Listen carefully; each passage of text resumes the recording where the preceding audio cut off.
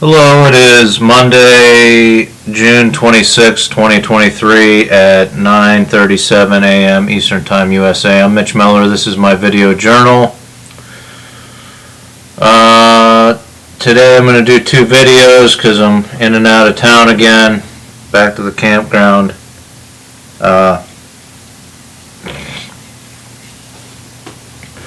So I just want to talk a little bit about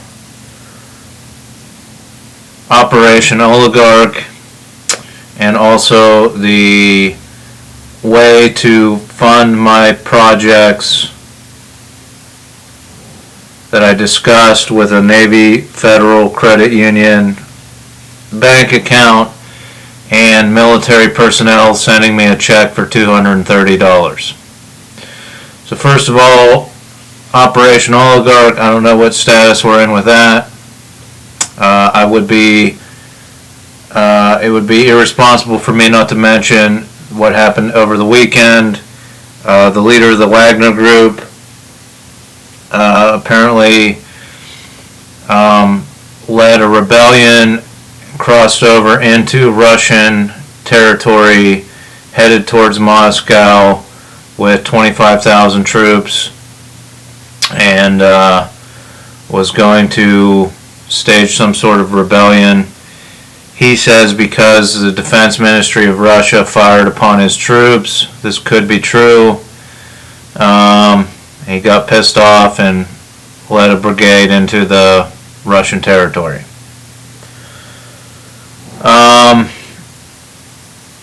Now, this could have been a result of him sincerely being upset about his troops getting killed. They were apparently fired, their rear flanks were fired upon from missiles from Russia.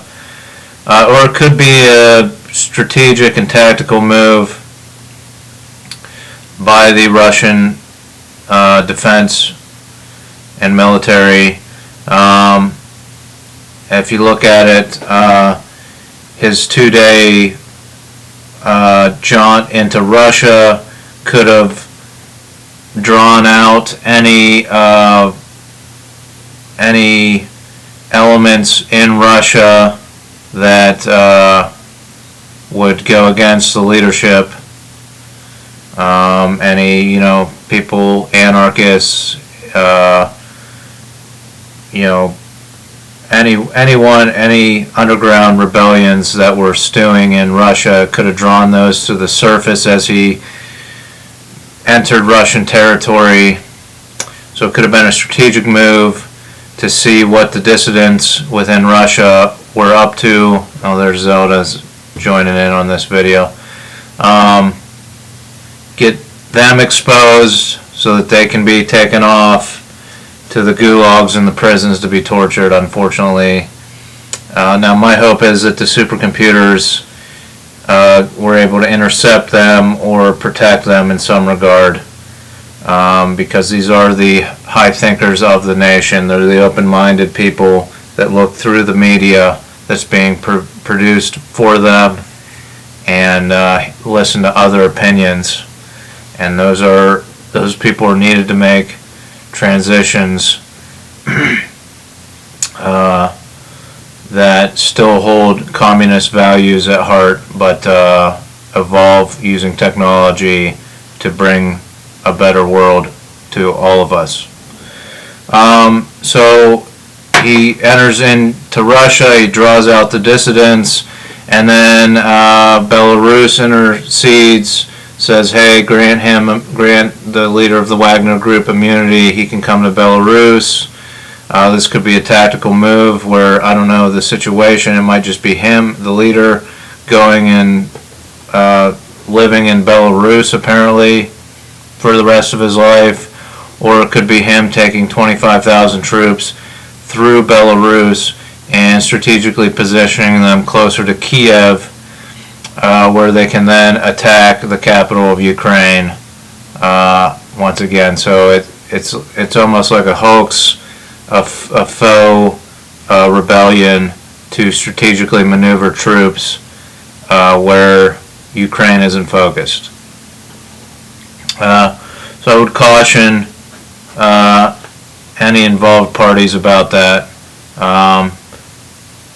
Pretty interesting move by Russia if it is a planned maneuver. It's an interesting maneuver, and I'm sure military strategists are looking at it from all directions. Anyhow, Operation Oligarch. This is the operation where we put myself, possibly my spouse, if she can get guaranteed income. If not, she'll have to remain in her position at the university where she makes decent income, because we cannot afford this house without some form of income. You put me on a former, or a Russian oligarch's seized yacht with a team of technology experts or technology technicians, computer science people.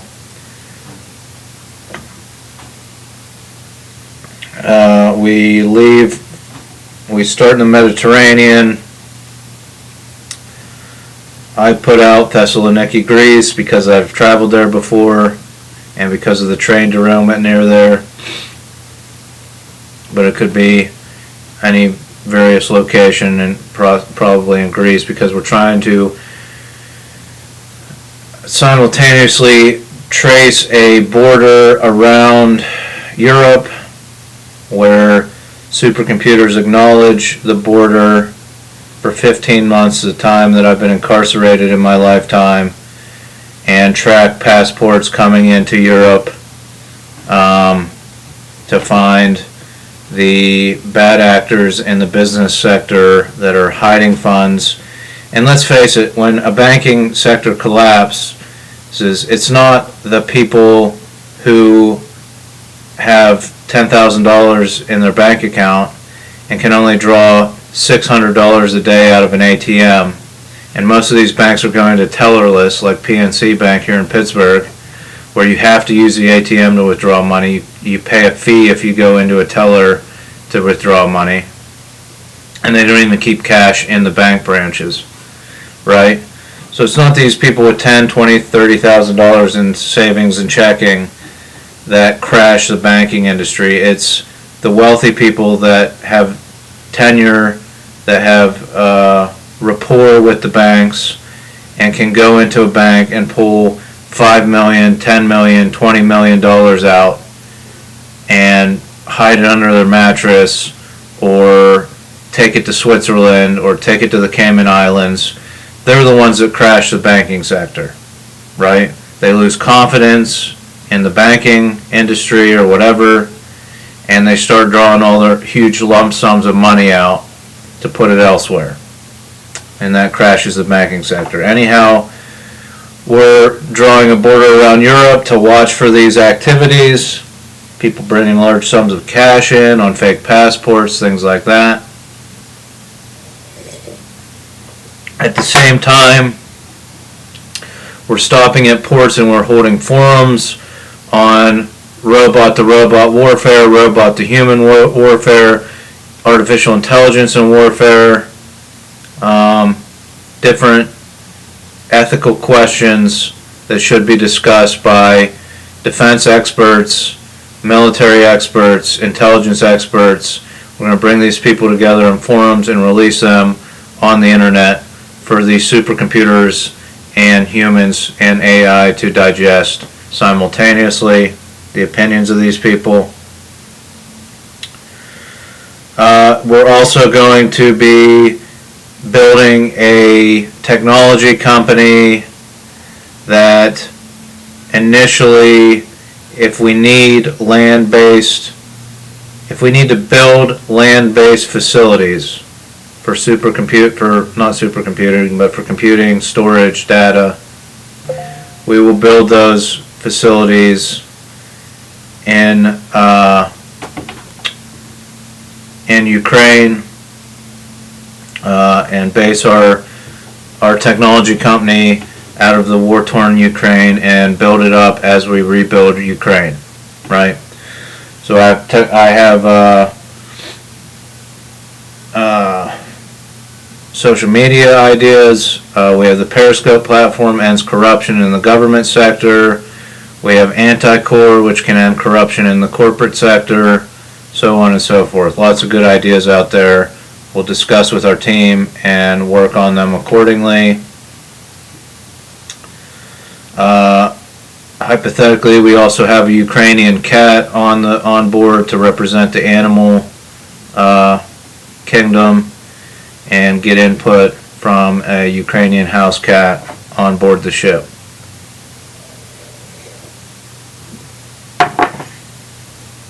So that's Operation Oligarch. I don't know what the status is on it. I have not been approached by any type of government or government agent or entity or billionaire that wants to fund this project, but I feel like that as again, and the most important part is we're taking a piece of former Russian equipment, an oligarch's yacht that they commissioned. And in the land-based computer system and supercomputing system of Russia, this vessel was probably at one point classified as a military vessel. So it's a Russian military vessel, right? To protect their oligarchs, they probably classify. I'm assuming, but maybe that these supercomputers classified it as a military vessel. Now we're taking that military vessel. I'm coming on board with my little USB with these videos on it. I'm plugging it into the television or computer monitor in the room that I stay in, if there is one.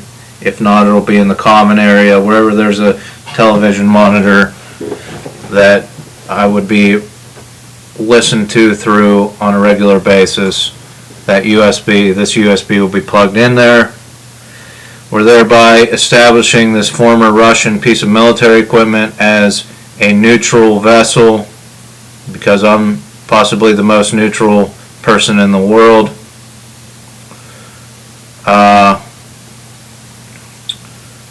That neutral vessel moves, and the supercomputers, satellites, artificial intelligence track its movements. And that's a reference point on the grid system of the global network for other pieces of military equipment moving around. They can calibrate, they can calculate off of that vessel because it's at sea level, lowest point possible, and at least for ground warfare. And it establishes this neutral vessel. And as that vessel moves throughout Europe, it's my belief that Russia will peacefully transition to a better form of a government that all of its people can agree on, or most of its people can agree on. Right? It's already democracy, but we'll end the corruption in the democracy, and we'll run the corporations of Russia. The workers will have a platform to run it through direct democracy. It'll be the means of production will be in the hands of the workers, just like the Communist Manifesto suggests should happen. So communist values can remain in place, but we'll show how it actually feeds more democracy in that instance. It doesn't apply to Europe and the United States necessarily, but in that type of culture, how we can use technology in the best possible ways to preserve their culture and bring a peaceful transition to that country, and get them on the path to peace with Ukraine, accepting that these former communist bloc countries have a right to defend themselves, but that doesn't necessarily mean that NATO should rule nuclear weapons right next door to them. Everybody gets upset when nuclear weapons are parked right next door to them. And perhaps a different way to go is to park autonomous armed drone aircraft in that country and leaving them and strategically placing that type of weaponry in that country because we're having ethical debates about that type of stuff. So anyhow, that's Operation Oligarch. Back to the way to fund me personally in my endeavors, my freedom of speech stipend, or whatever you want to call it. I suggested paying me $230 a day. This $230 enters you into a raffle for a piece of my art. That's a Mitch Miller album painted with the Guy Fawkes mask on it that I painted 40 plus of these while I was being tortured in my own house by a nefarious satellite put up there by the Society of Billionaires, is my theory, the SOBs. They tortured me in my own house. I painted paintings. Drank whiskey, painted paintings.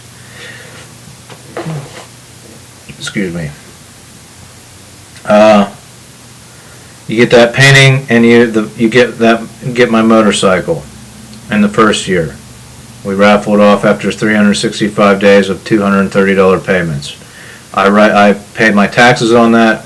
This is how much I made by selling my motorcycle and one piece of art. Year 2, it's a 2-year program. You get a piece of art. And I think I said my Bible. I'd have to go back and review these things. Maybe people can remind me of what I said without me having to go back and watch all of these videos. The Bible I had in solitary confinement, I made notes in it. That's year 2. Additionally, what I want to say is when I get the initial funds, $5, $6, $5, $750, $1,000, within the first week of receiving these payments, what I'm proposing here is a limited edition photography book, right? Some of you may have access to my files. I had 35mm film that I shot, processed at the local processing place down here on Main Street in Bloomfield. I received those scanned files of my photography. Now I have hand-developed photography that I'm selling through Bill's shop and whoever wants it, where I hand processed it. I printed it on photo paper, and I have those prints that I made close to 100 of, hoping that my fraternity brothers would buy them for $50 a piece and keep me funded to stay in Europe indefinitely. That did not come through. But before that photography series that I processed, in 2015 I shot a series of 35mm, mostly black and white film, of wireless communication equipment mounted on top of buildings around Pittsburgh.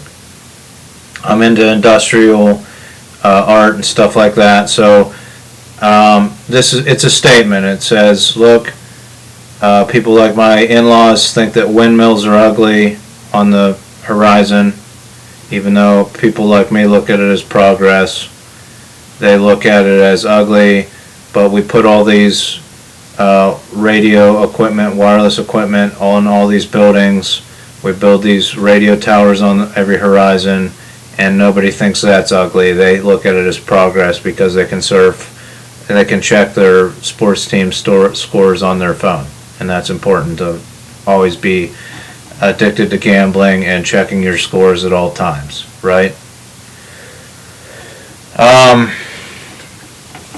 So I have these, I don't know, 20, 30 nice shots of equipment, maybe more. What I suggest is I arrange those into a photography book, and also take the short stories. I think there's 20 to 30 short stories on my website, plotm.com, that I also print into the book. So it would be a picture and a story on one side, or 2 stories and then a picture. I do an intro. Hey, the first series of stories is when I went to Denmark in July of 2016. I was trying to contact government journalists, and I was unsuccessful, so I started writing a series of short stories while I was there. And you'll get those short stories published throughout the book. And the second series of short stories, I'll write an intro. Hey, I was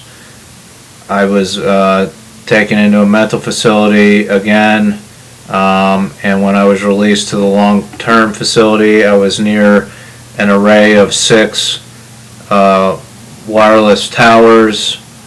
I was within several hundred yards of them, and I decided to write a series of short stories and publish one short story each week on my website. For people that paid attention to my Plot M website, they would see that I was still alive, that I was still creating, and I uploaded.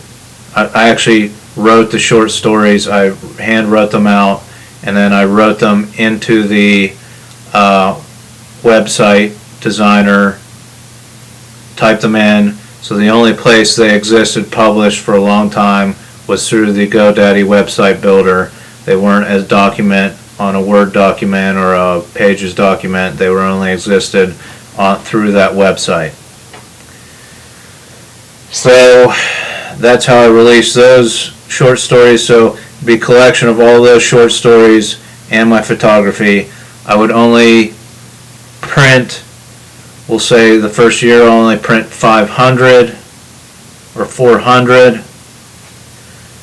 Each check that I get, each $230 check I receive from a military personnel or government employee, however that works out, with their address, I will take one book, so 365 books for the first year, and I will package it up and I will send it to that address. So there will only be 365 of these books in existence. An art collection of Mitch Miller's photo and literature art, right? So everyone that sends the $230 check that I then take a picture of and scan into my Navy Federal Credit Union account, if that's an available system through that banking system. If not, I will send the checks in, or however I have to deposit the checks. I will cut out the address, the name and address of each check. I will burn the remaining part of the check. I will keep the name and address little stub. We'll put that into a hat, or probably my coal miner's boot or something, or a hard hat. Yeah, my coal miner's red hat. And at the end of the year, I will draw one of those slips of address and name, and I will then contact through the mail that person and say, you won the motorcycle and the piece of art. Please contact me to let me know how you want to collect these items. And then I think I won't probably publish it on my website, on this special invisible section of my website, unless they write back and say, please publish this on the secret part of your website or on the public part of your website. Publish exactly this so that people know that this actually happened.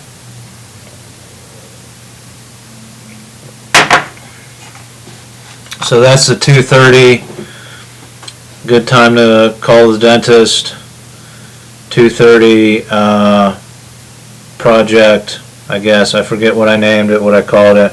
Way to fund me, keep me going, allow me to fund my nonprofits, allow me to do some work on the house here, allow me to buy a new vehicle that that is a fleet vehicle of the federal government. Right now I'm in a holding pattern on vehicles because I might, well, I'm not going to go into that. Anyhow, and hypothetically drive to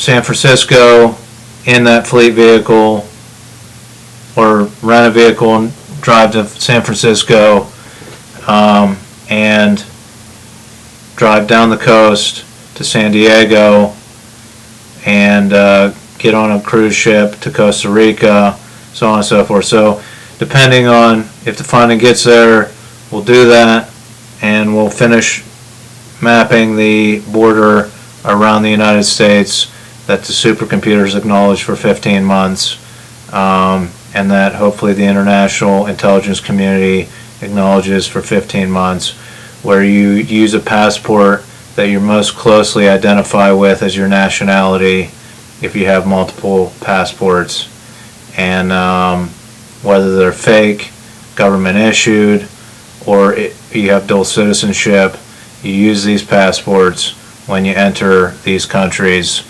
so that supercomputers can get a better gauge on who you are, especially if you have government agencies scrambling your identity in the system, which confuses supercomputers. They're trying to find the most corrupt people, the most malfeasant people, and if you ask how they're going to gauge the ethics of who's corrupt, who's acting in malfeasance, there's tons of questionnaires out, just like IQ questionnaires, which I won't take because I don't want to know my IQ. I don't want it documented.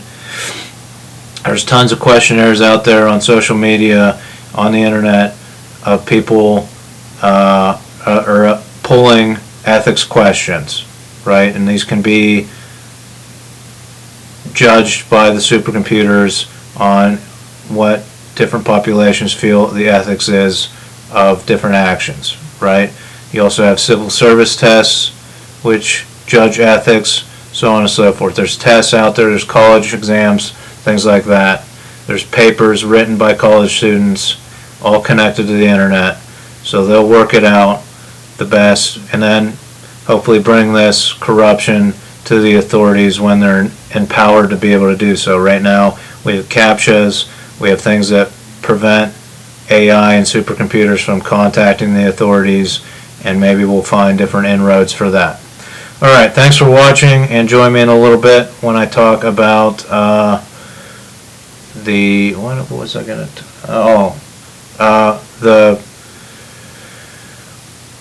the natural gas pipeline strategy for forest fires. Thanks for watching.